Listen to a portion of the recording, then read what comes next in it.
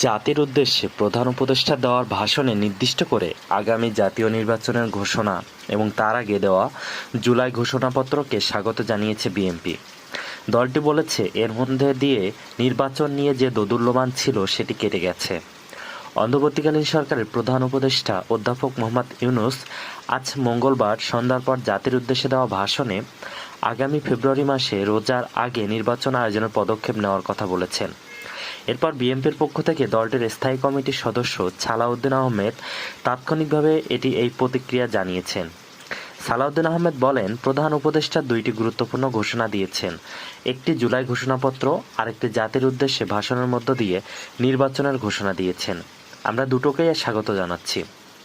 এই ঘোষণার জন্য তারাও সারা জাতি অপেক্ষা করছিল বলে উল্লেখ করেন বিএনপি নেতা সালাউদ্দিন আহমেদ।